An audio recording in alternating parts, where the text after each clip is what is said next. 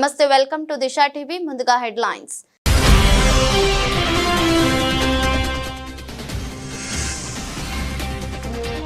అమెరికాలో boycott Tesla నినాదం. Musk కు మద్దతుగా ట్రంప్ కీలక ప్రకటన.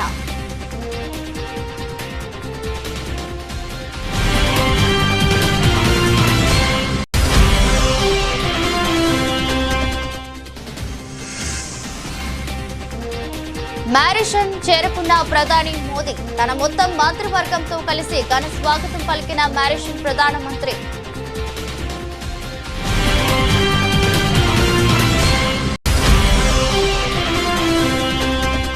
పన్నులు తగ్గించాలని కోరవద్దని పరిశ్రమ వర్గాలకు గడ్కరీ సూచన. పన్నులు తగ్గిస్తే పేదలకు సంక్షేమ పథకాలు అందించడం ఇబ్బంది అవుతుందన్న కేంద్ర మంత్రి.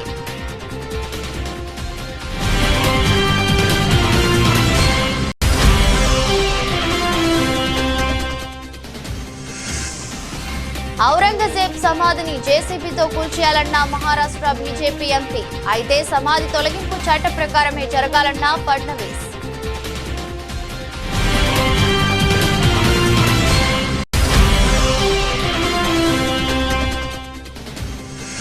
బీఆర్ఎస్ ప్రాజెక్టులు పూర్తి చేసి ఉంటే సమస్య వచ్చి ఉండేది కాదన్న తెలంగాణ ముఖ్యమంత్రి. కేసీఆర్ ను విమర్శించేందుకు సీఎం స్థాయి సరిపోదా అని ప్రశ్నించిన రేవంత్ రెడ్డి.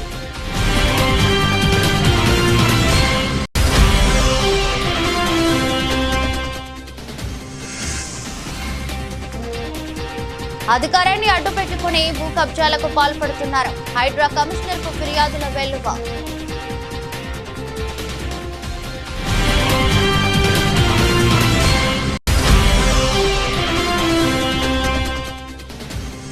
ఏపీలో 125 కొత్త స్పెషల్ నీడ్స్ పాఠశాలలకు ప్రతిపాదనలు. శాసనసభ ప్రశ్నోత్తరాల సమయంలో మంత్రి నారా లోకేష్ వెల్లడి.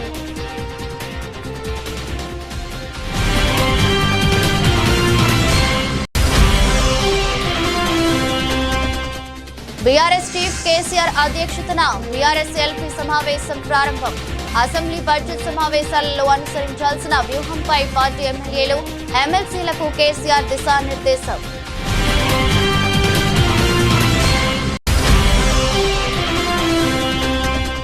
యువత పోరుతో ప్రభుత్వ కళ్లు తెరిపించాలి. వైఎస్ఆర్సీపీ విద్యార్థి విభాగం రాష్ట్ర అధ్యక్షుడు Bhanumathi Chaitanya, working president A Ravichandra వెల్లడి.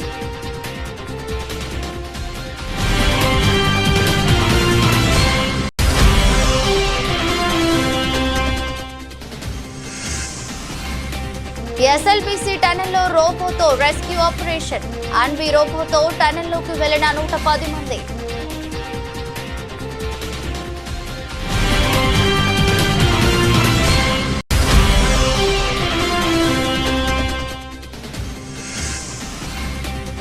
బాహుబలి 2 రికార్డును క్రాస్ చేసిన చావా. 25 రోజుల్లో 516 కోట్లు వసూలు.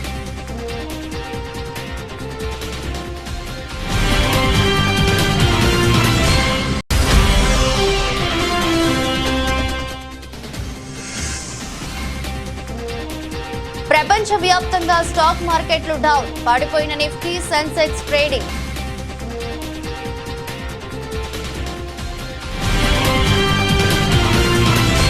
అగ్రరాజ్యం అమెరికా ప్రభుత్వంలో కీలక బాధ్యతలు చేపట్టిన టెస్లా బాస్ ఎలాన్ మస్క్ పై తీవ్ర వ్యతిరేకత వ్యక్తమవుతున్న విషయం తెలిసిందే. ట్రంప్ ఏర్పాటు చేసిన డోస్ శాఖ అధిపతిగా ఆయన తీసుకుంటున్న నిర్ణయాలపై పలువురు ఆగ్రహం వ్యక్తం చేస్తున్నారు. టెస్లాను బహిష్కరించాలంటూ అమెరికాలోని కొన్ని ప్రాంతాల్లో నిరసనలు జరిగాయి. ఈ నేపథ్యంలో అమెరికా అధ్యక్షుడు డొనాల్డ్ ట్రంప్ కీలక నిర్ణయం తీసుకున్నారు. బాయ్కాట్ టెస్లా వేళ మస్క్ కు మద్దతుగా టెస్లా కారును కొనుగోలు చేయాలని నిర్ణయించారు. ఈ విషయాన్ని ట్రంప్ ట్రూత్ సోషల్ మీడియా వేదికగా ప్రకటించారు. ఈ సందర్భంగా ఎలాన్ మస్క్ పై ట్రంప్ ప్రశంసలు కురిపించారు. ఎలాన్ మస్క్ గొప్ప అమెరికన్ అని, యుఎస్ ను గొప్ప దేశంగా మార్చేందుకు ప్రయత్నిస్తున్నారన్నారు. అందుకోసం అతను అద్భుతంగా పనిచేస్తున్నట్లు చెప్పారు. కానీ రాడికల్ లెఫ్ట్ భావజాలం కలిగిన కొందరు వ్యక్తులు కావాలని కుట్రపూరితంగా టెస్లాను బహిష్కరించాలని ప్రయత్నిస్తున్నారని ట్రంప్ వ్యాఖ్యానించారు. టెస్లా ప్రపంచంలోనే గొప్ప ఆటో మేకర్లలో ఒకటని అభివర్ణించారు. మస్క్ కు మద్దతుగా తాను రేపు ఉదయం సరికొత్త టెస్లా కారును కొనుగోలు చేయనున్నట్లు ప్రకటించారు. అమెరికాను మళ్లీ గొప్పగా మార్చడంలో సాయం చేస్తున్న మస్క్ ను ఎందుకు శిక్షించాలి అంటూ ట్రూత్ లో రాసుకొచ్చారు. ప్రస్తుతం ఈ పోస్ట్ వైరల్ అవుతుంది. ఈ పోస్ట్ కు టెస్లా బాస్ కూడా స్పందించారు. అధ్యక్షుడికి కృతజ్ఞతలు తెలిపారు. భారత ప్రధానమంత్రి నరేంద్ర మోదీ 2 రోజుల అధికారిక పర్యటనలో భాగంగా ఈ రోజు మారిషస్ కు చేరుకున్నారు. ఈ సందర్భంగా మారిషస్ రాజధాని పోర్ట్ లూయిస్ లో ఆయనకు ఘన స్వాగతం లభించింది. మారిషస్ ప్రధానమంత్రి నవీస్ రామ్గులం తన మొత్తం మంత్రివర్గంతో కలిసి ప్రధాని మోదీని స్వాగతించడానికి హాజరయ్యారు. దీంతో పాటు ఎంపీలు, రాజకీయ పార్టీలతో పాటు మత పెద్దలు కూడా హాజరయ్యారు. ద్వీప దేశం జాతీయ దినోత్సవం వేడుకలకు ప్రధాని మోదీ ముఖ్య అతిథిగా హాజరయ్యారు. కార్యక్రమంలో దేశంలోని అగ్ర నాయకత్వంతో సమావేశాలు నిర్వహిస్తారు. విమానాశ్రయంలో దిగగానే ప్రధానమంత్రి మోదీకి మారిషస్ ప్రధాని నవీన్ రామ్గులం పూలమాల వేసి స్వాగతం పలికారు. ప్రధాని మోదీ రాక నేపథ్యంలో పోర్ట్ లూయిస్ లోని హోటల్ వద్ద భారత ప్రవాస సభ్యులు అధిక సంఖ్యలో వచ్చారు. ప్రధాని మోదీని స్వాగతించడానికి మేము గత నెల రోజుల నుంచి సిద్ధంగా ఉన్నామని భారతీయ హై కమిషనర్ సాంస్కృతిక కేంద్రం డైరెక్టర్ డాక్టర్ కాదంబిని ఆచార్య అన్నారు. భారతదేశం మారిషస్ మధ్య సముద్ర భద్రత, అభివృద్ధి, సామర్థ్య నిర్మాణం, ప్రజల మధ్య సంబంధాలను బలపరిచేందుకు ఈ పర్యటన ఉపయోగపడనుంది. ధనవంతుల నుంచి పన్నులు వసూలు చేసి పేదల అవసరాలకు వినియోగించడమే ప్రభుత్వం దార్శనికత అని కేంద్ర మంత్రి నితిన్ గడ్కరీ అన్నారు. జీఎస్టీ, ఇతర పన్నులు తగ్గించాలని కోరవద్దని ఆయన పరిశ్రమ వర్గాలకు సూచించారు. అలా తగ్గిస్తే మరింత తగ్గించమని కోరతారని, ఇది మనుషుల తత్వమని ఆసక్తికర వ్యాఖ్యలు చేశారు. కాబట్టి పన్నులు తగ్గించాలని కోరవద్దని ఆయన తెలిపారు. పేదల సంక్షేమం కోసం పథకాలను అమలు చేయడానికి ప్రభుత్వానికి నిధులు అవసరమని వ్యాఖ్యానించారు. పన్నులు తగ్గించాలని తాము ప్రయత్నిస్తున్నప్పటికీ సాధ్యం కావడం లేదని తెలిపారు. పన్నులు తగ్గిస్తే సంక్షేమ పథకాలు అందించడం ఇబ్బందికరంగా మారుతుందని తెలిపారు. దేశంలో లాజిస్టిక్స్ ఖర్చు 2 ఏళ్లలో 9% తగ్గుతుందని పరిశ్రమ వర్గాలకు మంత్రి హామీ ఇచ్చారు. లాజిస్టిక్స్ ఖర్చు చైనాలో 8% కాగా అమెరికా, ఐరోపా దేశాల్లో 12%గా ఉందని తెలిపారు. మూలధన పెట్టుబడులను పెంచడం ద్వారా భవిష్యత్తులో దేశంలో మరిన్ని ఉద్యోగాలను సృష్టించవచ్చని వ్యాఖ్యానించారు. భారతదేశాన్ని అభివృద్ధి చెందిన దేశంగా మార్చడానికి దిగుమతులను తగ్గించి ఎగుమతులను పెంచాల్సి ఉందని ఆయన తెలిపారు.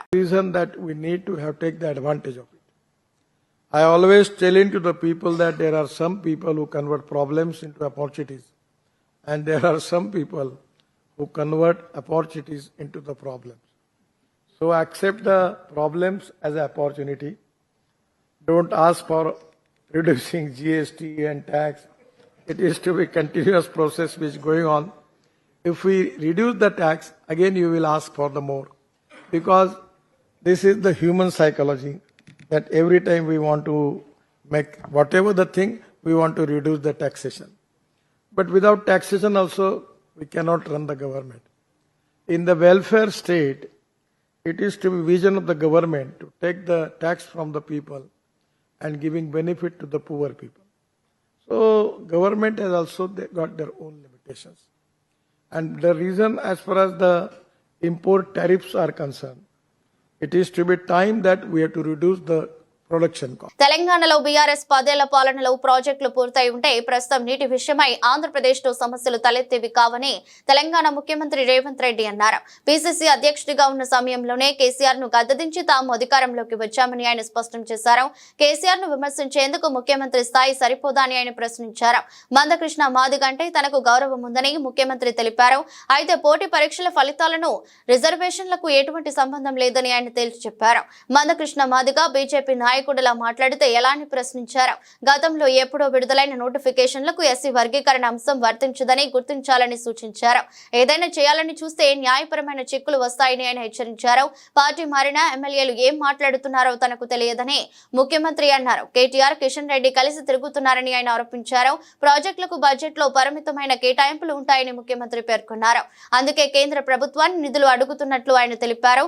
గతంలో ప్రధానమంత్రి నరేంద్ర మోదీ ఇచ్చిన హామీ మేరకు నిధులు ఇవ్వాలని కోరుతున్నట్లు ముఖ్యమంత్రి విజ్ఞప్తి చేశారు. 39 సార్లు కాకుంటే 99 సార్లు ఢిల్లీకి వెళతామని, నిధుల కోసం వెళితే తప్పేమిటని ఆయన ప్రశ్నించారు. హైదరాబాద్ లో అధికారాన్ని ఉపయోగించి కొందరు నాయకులు భూ కబ్జాలకు పాల్పడుతున్నారని హైడ్రా కమిషనర్ రంగనాథ్ కు పలువురు ఫిర్యాదు చేశారు.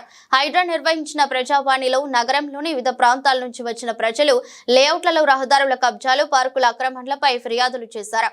ఈ రోజు మొత్తం 63 ఫిర్యాదులు అందాయి. తుర్కయంజాల్, ప్రతాప సింగారం, బోడుప్పల్ ప్రాంతాల నుంచి వచ్చిన ఫిర్యాదులను వెంటనే పరిశీలించాలని సంబంధిత అధికారులకు ఆయన ఆదేశాలు జారీ చేశారు. అధికారాన్ని అడ్డుపెట్టుకునే మాజీ మున్సిపల్ కార్పొరేటర్లు, మాజీ కౌన్సిలర్లు, వార్డు మెంబర్లు కబ్జాలకు పాల్పడుతున్నారని వివిధ ప్రాంతాల ప్రజలు ఫిర్యాదు చేశారు. ఫిర్యాదు చేసినప్పటికీ స్థానిక అధికారులు పట్టించుకోవడం లేదని ఆవేదన వ్యక్తం చేశారు. పాసు పుస్తకాలను సృష్టించి పాత లేఅవుట్లను చేరిపేసి పంట పొలాలుగా సాగు చేస్తున్నారని ఫిర్యాదులు పేర్కొన్నారు. సార్, మీరు ఎక్కడి నుండి వచ్చారు? ఏవినగర్ 2 అండి, తుర్కంజాల్ మున్సిపాలిటీ. ఎందుకు వచ్చారు ఇక్కడికి? ఏవినగర్ 2 కాలనీలో మెయిన్ రోడ్డుకి అడ్డంగా గోడను కట్టడం జరిగింది. దీని వలన ఏమవుతుందంటే మేము అదనంగా 1 కిలోమీటర్ దూరం ప్రయాణించవలసి వస్తుంది. నెంబర్ 2 ఏంటంటే ఈ గోడను కూడా ఫ్లడ్ వాటర్ వెళ్లే దారిలో అడ్డంగా కట్టడం జరిగింది. ఇప్పుడు మా కాలనీ నుంచి ఫ్లడ్ వాటర్ వెళ్లి తుర్కంజాల చెరువులో కలుస్తాయి మాకు జనరల్ గా. కానీ ఆయన ఎక్కడైతే ఫ్లడ్ వాటర్ వెళ్తుందో అక్కడ అడ్డుకోవడం కట్టడం వల్ల మాకేమవుతుందంటే భవిష్యత్తులో ఫ్లడ్స్ వచ్చే అవకాశం ఉన్నది, కాలనీ మునిగిపోయే అవకాశం ఉన్నది. కాబట్టి ఈ రెండు విషయాలు. ఇంకోటి ఏంటంటే మా కాలనీలో కట్టిన ఈ అడ్డుగోడ కూడా హై టెన్షన్ వైర్ల కింద ఉందండి. హై టెన్షన్ వైర్ల కింద ఎటువంటి నిర్మాణాలు చేయకూడదు. ఈ హై టెన్షన్ వైర్ల కింద కూడా నిర్మాణాలు చేపట్టినారు. కాబట్టి ఈ మూడిని దృష్టిలో పెట్టుకుని రంగనాథ్ సార్ గారు మాకు న్యాయం చేస్తారని చెప్పేసి సార్ దగ్గర రావడం జరిగింది. మాకు సార్ చాలా మంచిగా రిసీవ్ చేసుకున్నారు, చాలా బాగా మాకు రెస్పాండ్ ఇచ్చారని కూడా మాకు నమ్మకం ఉంది సార్ చేసి పెడతారని చెప్పేసి.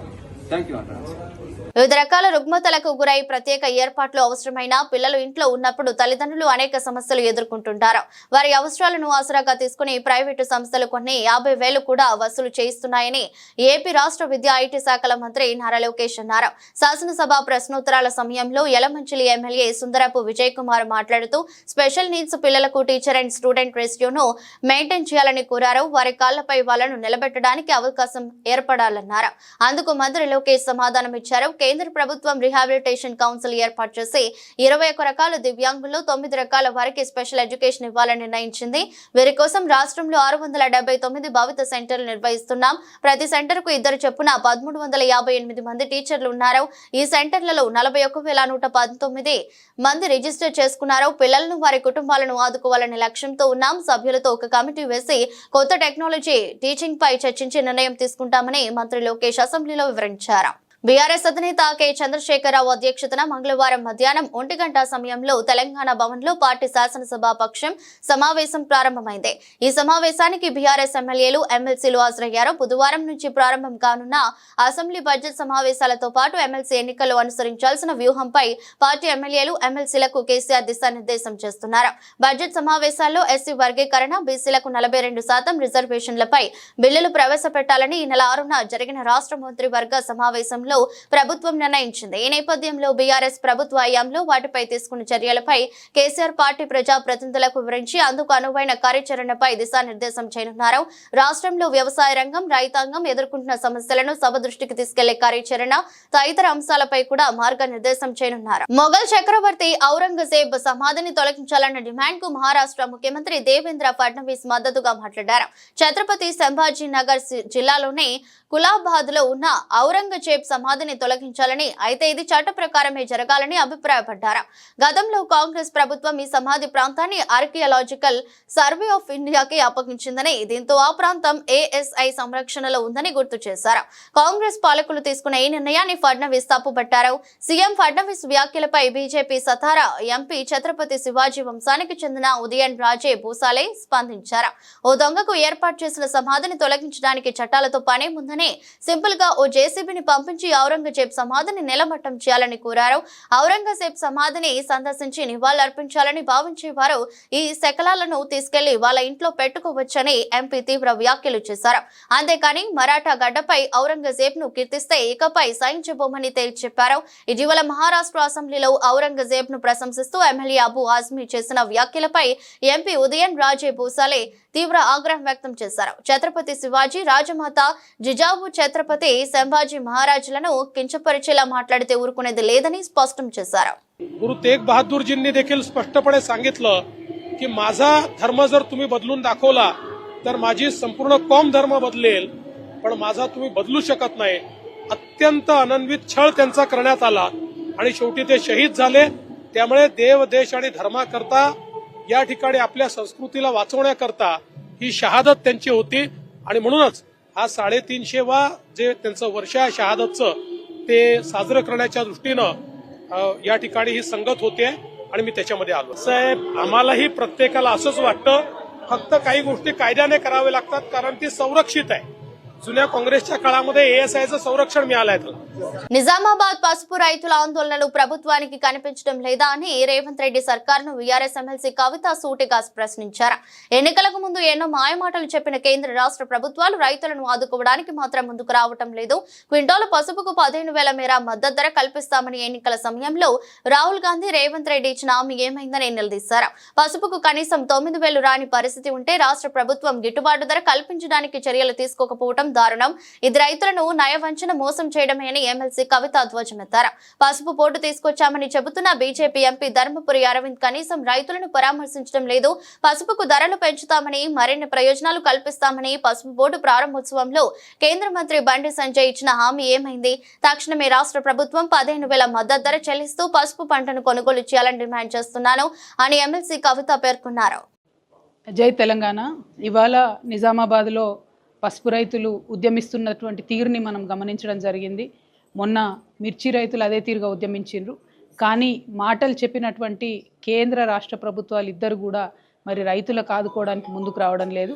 నిజామాబాద్లో పసుపు రైతులకు 15,000 మద్దతు ధర ఇస్తామని చెప్పి కాంగ్రెస్ పార్టీ అధ్యక్షుడిగా ఉన్నప్పుడు ఇప్పటి ముఖ్యమంత్రి గారు రేవంత్ రెడ్డి గారు మాట ఇచ్చి ఉన్నారు. అదే మాట గౌరవనీయులు రాహుల్ గాంధీ గారు కూడా చెప్తున్నారు. కానీ పసుపుకు ఇప్పుడు కనీసం 11,000, 9,000 కూడా రానటువంటి పరిస్థితులలో ప్రభుత్వం ముందుకొచ్చి మా నిజామాబాద్ పసుపు రైతుల్ని ఆదుకోకపోవడం అన్నది కేవలం రైతుల్ని నయవంచన చేయడమే, మోసం చేయడమే. కాబట్టి తక్షణమే రాష్ట్ర ప్రభుత్వం ముందుకొచ్చి పసుపు పంటను కొనుగోలు చేయాలని చెప్పి కనీసం 15,000 రూపాయలు మద్దతు ధర ఇవ్వాలని చెప్పి నేను డిమాండ్ చేస్తూ ఉన్నాను. అదేవిధంగా పసుపు బోర్డు తీసుకొచ్చామని చెప్తున్నటువంటి భారతీయ జనతా పార్టీ మా ఎంపీ అరవింద్ గారు కూడా మరి ఈ సందర్భంలో కనీసం రైతులను పరామర్శించేటటువంటి పరిస్థితి కూడా కనబడడం లేదు. పసుపు బోర్డు తీసుకొచ్చారు, దానికి చట్టబద్ధత లేదు. పసుపు బోర్డు తీసుకొచ్చినారు, దాంతో పసుపు రైతులకు ఒరిగిందేమీ లేదు. కనీసము ఆ పసుపు బోర్డు ఇనాగ్రేషన్ టైంలో బండి సంజయ్ గారు ఒక మాట చెప్పినారు, మేము చాలా దీంతో పసుపు రైతులకు లాభం చేస్తాము, ధరలు పెంచుతామని చెప్పినారు. మరి ఆ ప్రయత్నం చేస్తున్నట్టుగా కూడా కనీసం కనబడతలేదు. సో ఇవాళ కేంద్ర ప్రభుత్వం కూడా ముందుకు రావాలని చెప్పి రైతులను ఆదుకోవాలి, పసుపు రైతులను అని చెప్పి నేను డిమాండ్ చేస్తా ఉన్నాను. వైఎస్ఆర్సీపీ నేతృత్వంలో యువత పోరు ద్వారా మొద్దు నిద్రపోతున్న కూటమి ప్రభుత్వ కళ్లు తెరిపిస్తామని వైఎస్ఆర్సీపీ విద్యార్థి విభాగం రాష్ట్ర అధ్యక్షుడు Panuganti Chaitanya, working president A Ravichandra తెలిపారు. తాడేపల్లి వైఎస్ఆర్సీపీ కేంద్ర కార్యాలయంలో మీడియాతో మాట్లాడుతూ కూటమి ప్రభుత్వం ఎన్నికలకు ముందు అన్ని వర్గాలకు హామీలను గుప్పించి అధికారంలోకి వచ్చిన తర్వాత వారి నిలువున మోసం చేస్తుందని మండిపడ్డారు. యువతకు ఉపాధి, నిరుద్యోగ భృతి అంటూ తీయని మాటలు చెప్పి ఓట్లు వేయించుకున్నారని, నేడు వారి గురించి పట్టించుకునే పాపాన పోవడం లేదని ధ్వజమెత్తారు. పెండింగ్ లో ఉన్న ఫీజు రియంబర్స్మెంట్, స్కాలర్షిప్ బకాయిల్ని తక్షణమే విడుదల చేయాలని, జగన్ ప్రభుత్వంలో ఏర్పాటు చేసిన 17 ప్రభుత్వ వైద్య కళాశాలల ప్రైవేటీకరణని తక్షణమే నిలిపివేయాలని, ఇదే సందర్భంలో కూటమి ప్రభుత్వం సూపర్ 6 హామీల మేరకు ఇచ్చిన హామీ ప్రకారం ప్రతి నిరుద్యోగికి 3,000 రూపాయలు నిరుద్యోగ భృతి అందించాలని డిమాండ్ చేస్తూ రాష్ట్ర వ్యాప్తంగా అన్ని జిల్లా కలెక్టరేట్లకి ర్యాలీలు నిర్వహించి అనంతరం వినతి పత్రాలు జిల్లా కలెక్టర్లకు అందించాలని జగన్మోహన్ రెడ్డి గారు పిలుపునిచ్చారు. దీనిలో భాగంగానే రాష్ట్రంలో ఉన్న విద్యార్థులు, యువత ఈ కలెక్టరేట్ కార్యాలయాలకి కదం తొక్కి ఏదైతే చంద్రబాబు ప్రభుత్వం విద్యార్థుల జీవితాలతో చెలగాటమాడుతా ఉన్నాడో దానికి నిరసనగా విద్యార్థులు మరింత సమరశీలంగా ఉద్యమించాలని ముందుగా విద్యార్థి లోకానికి మేము పిలుపునిస్తా ఉన్నాం. వైఎస్ఆర్సీపీ విద్యార్థి విభాగం తరఫున ఇప్పటికే బడ్జెట్ ప్రవేశపెట్టారు. బడ్జెట్లో ఫీజు రియంబర్స్మెంట్, స్కాలర్షిప్లకి కూటమి ప్రభుత్వం కేవలం 2,644 కోట్ల రూపాయలు కేటాయించింది. ప్రతి సంవత్సరం వాస్తవంగా 3,900 కోట్ల రూపాయలు ఫీజు రియంబర్స్మెంట్, స్కాలర్షిప్లకి అవసరం. 2,800 కోట్లు రియంబర్స్మెంట్, 1,100 కోట్లు వసతి దీవెన అంటే స్కాలర్షిప్లకు ఇవ్వాలి. మొత్తం 3,900 కోట్లు ప్రతి ఏటా ఇవ్వాలి. గత బకాయిల్ని ప్రభుత్వం కేవలం 700 కోట్లు మాత్రమే విడుదల చేసింది. ఇంకా 3,200 కోట్ల రూపాయలు పెండింగ్ లో ఉన్నాయి. 2025-26 విద్యా సంవత్సరానికి 3,900 కోట్ల రూపాయలు అవసరమైతే ప్రభుత్వం ఇచ్చింది 2,644 కోట్లు. మొత్తం కలిపి ఇవ్వాల్సినే గత సంవత్సరం, ప్రస్తుత సంవత్సరాలకి ఇవ్వాల్సిన ఫీజు రియంబర్స్మెంట్, స్కాలర్షిప్ బకాయిలు మొత్తం 7,100 కోట్ల రూపాయలు ఉన్నాయి. ప్రభుత్వం వీటిని కేవలం బడ్జెట్లో 2,644 కోట్లు మాత్రమే చూపించింది. పెండింగ్ బకాయిలు ఎప్పుడు ఇస్తారో ఇప్పటికీ స్పష్టత లేదు. మీరు ఫీజు చెల్లించకపోతే కాలేజీ యాజమాన్యాలుగా మేము సర్టిఫికెట్లు మీకు ఇవ్వము అని చెప్పేసి కాలేజీ యాజమాన్యాలు విద్యార్థులను ఒత్తిడి చేస్తా ఉన్నాయి.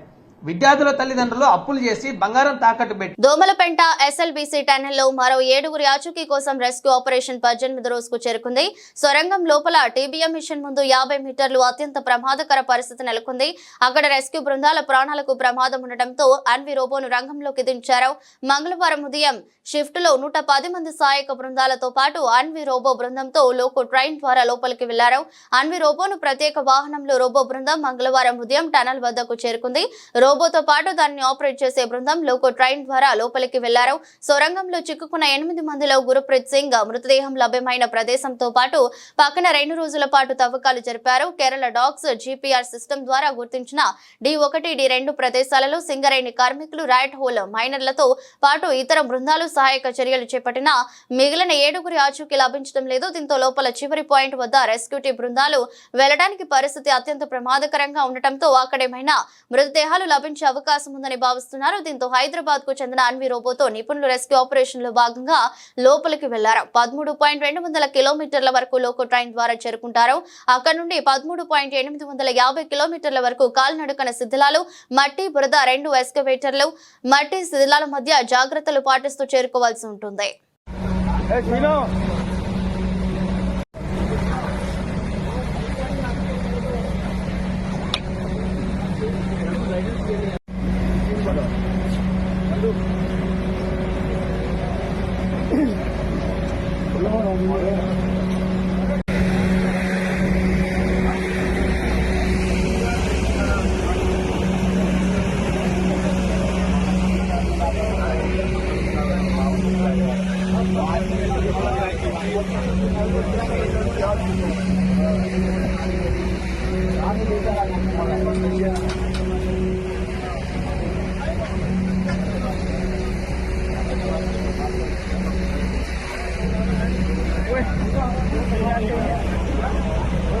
వైఎస్ఆర్ జిల్లా కాశీనాయన మండలంలోని అవధూత కాశీనాయన పుణ్యక్షేత్రంలో కూల్చివేతలు జరిగాయి. ఈ విషయం తెలుసుకున్న వైఎస్ఆర్సీపీ జిల్లా అధ్యక్షుడు రవీంద్రనాథ్ రెడ్డి కూల్చివేతలను పరిశీలించారు. సనాతన ధర్మాన్ని కాపాడుతానన్న పవన్ కళ్యాణ్ ఇలా కూల్చివేతకు దిగడం దారుణమని మండిపడ్డారు. ఆశ్రమాలు కూల్చివేతలు ఆపకపోతే కాశీనాయన భక్తుల ఆధ్వర్యంలో పోరాటం చేస్తామని రవీంద్రనాథ్ రెడ్డి హెచ్చరించారు. కార్యక్రమంలో రవీంద్రనాథ్ రెడ్డి వెంట MLC DC Govinda Reddy, MLA doctor Sudha, ఆశ్రమ నిర్వాహకులు తదితరులు పాల్గొన్నారు. కూల్చివేతలు జరిగాక మా దృష్టికి వచ్చినప్పుడు మేమేమనుకున్నామంటే ప్రభుత్వానికి అనేక సమస్యలు ఉన్నాయి, మనం కొత్త సమస్యను సృష్టించకూడదు, పాలకులు ఆలోచన చేస్తారు, సరైనటువంటి నిర్ణయాలు చేస్తారు అని మేము ఆశించాం. కానీ దానికి భిన్నంగా మూడోసారి వచ్చి మరికొన్ని నిర్మాణాలని కూల్చివేశారు. నా విష్ణు పృథివీపతి అని మేము నమ్ముతాం.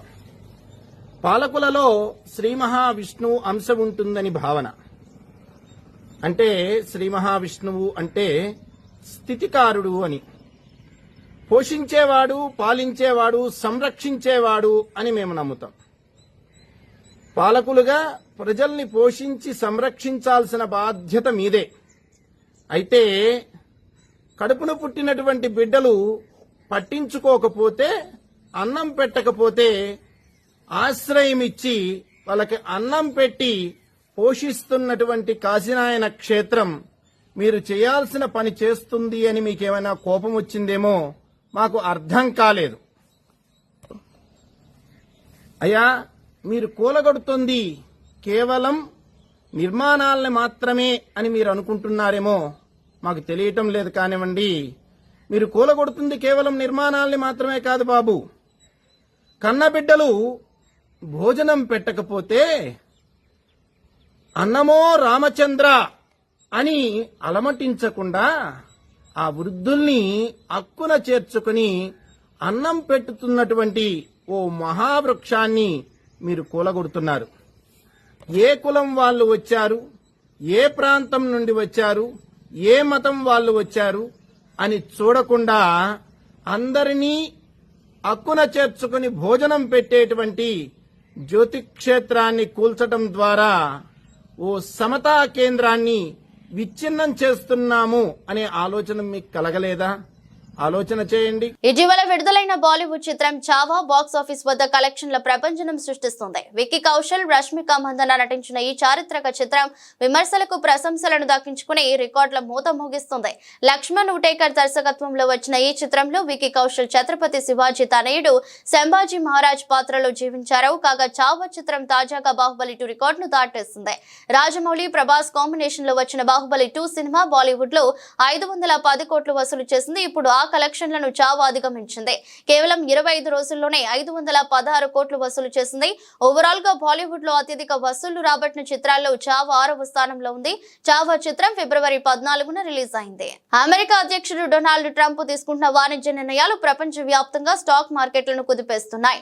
అమెరికా ఆర్థిక సంక్షోభం దిశగా వెళ్తుందన్న ఊహాగానాల నేపథ్యంలో వాల్ స్ట్రీట్ మార్కెట్ సోమవారం కుప్పకూలింది. ఆ ఎఫెక్ట్ మిగతా దేశాలపై పడింది.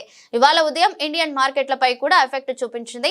సెన్సెక్స్, నిఫ్టీ మార్కెట్లు ఇవాళ ట్రేడింగ్ లో డౌన్ అయ్యాయి. సెన్సెక్స్ ట్రేడింగ్ లో 400 పాయింట్లు డౌన్ అయింది. నిఫ్టీ కూడా తక్కువకే ట్రేడ్ అవుతుంది. అమెరికా డాలర్ తో పోలిస్తే రూపాయి విలువ 87.38గా ఉంది. అమెరికన్ వాల్ స్ట్రీట్ లో సుమారు 4 ట్రిలియన్ల మేర ట్రేడ్ మార్కెట్ ఆవిరైపోయింది. ఇవాళ గ్లోబల్ ట్రేడింగ్ లో జపాన్ కి 225 మార్కెట్ 1.7% తక్కువ ట్రేడ్ అయింది. దక్షిణ కొరియాకు చెందిన కోప్సీ 1.5%, హాంకాంగ్ కు చెందిన హాంగ్ సెంగ్ ఇండెక్స్ 0.7% తక్కువ ట్రేడ్ అయ్యాయి. సోమవారం అమెరికాకు చెందిన మార్కెట్ లో S&P 500లో ట్రేడింగ్ 2.7% పడిపోయింది. డౌ జోన్స్ ఇండస్ట్రియల్ లో ట్రేడింగ్ 2% పడిపోయినట్లు మార్కెట్ వర్గాలు తెలిపాయి. టెక్నాలజీ షేర్లు కూడా భారీగా పడిపోయాయి. నాస్డాక్ లో 4% షేర్లు డౌన్ అయ్యాయి. ఇక టెస్లా కంపెనీ షేర్లు 15.4% పడిపోయినట్లు తెలుస్తోంది. Artificial intelligence cheap company Nvidia షేర్లు 5% పడిపోయాయి. మెటా, అమెజాన్, ఆల్బర్ట్ పెట్ కంపెనీల షేర్లు కూడా దారుణంగా పడిపోయాయి. వార్తలు ముగించే ముందు మరోసారి హెడ్లైన్స్.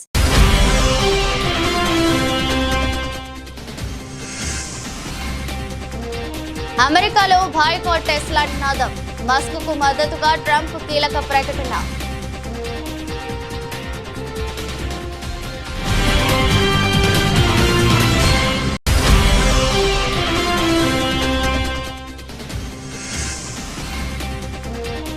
మారిషన్ చేరుకున్న ప్రధాని మోదీ. తన మొత్తం మంత్రివర్గంతో కలిసి ఘన స్వాగతం పలికిన మారిషన్ ప్రధానమంత్రి.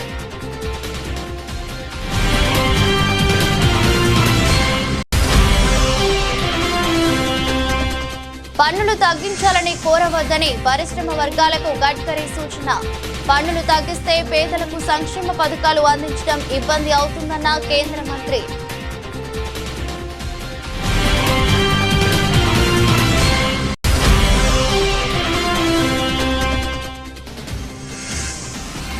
ఔరంగజేబ్ సమాధిని జేసీబీతో కూల్చేయాలన్న మహారాష్ట్ర బీజేపీ ఎంపీ. అయితే సమాధి తొలగింపు చట్ట ప్రకారమే జరగాలన్న ఫడ్నవీస్.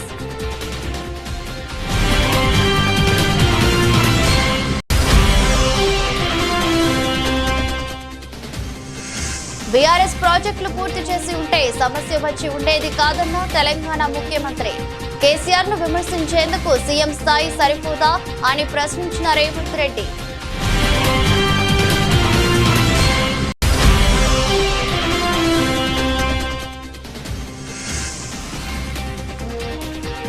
అధికారాన్ని అడ్డుపెట్టుకుని భూ కబ్జాలకు పాల్పడుతున్నారు. హైడ్రా కమిషనర్ కు ఫిర్యాదుల వెల్లువ.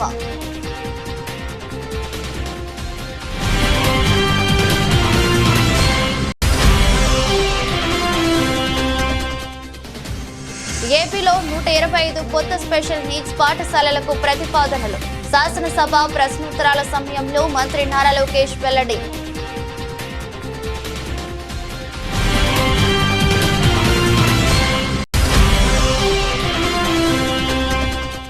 బీఆర్ఎస్ చీఫ్ కేసీఆర్ అధ్యక్షతన బీఆర్ఎస్ ఎల్పీ సమావేశం ప్రారంభం.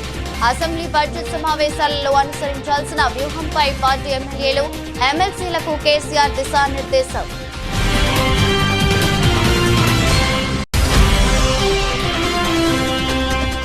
యువత పోరుతో ప్రభుత్వ కళ్లు తెరిపించాలి. వైఎస్ఆర్సీపీ విద్యార్థి విభాగం రాష్ట్ర అధ్యక్షుడు Bhanuganti Chaitanya, working president A Ravichandra వెల్లడి.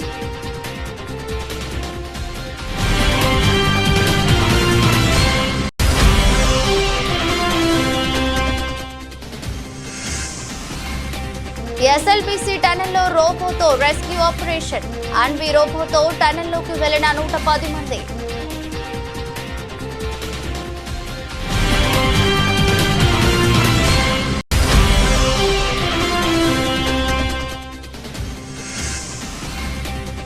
బాహుబలి 2 రికార్డును క్రాస్ చేసిన చావా.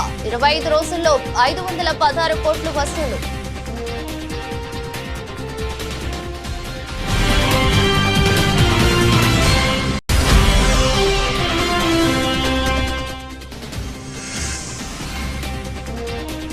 ప్రపంచవ్యాప్తంగా స్టాక్ మార్కెట్లు డౌన్. పడిపోయిన నిఫ్టీ, సెన్సెక్స్ ట్రేడింగ్.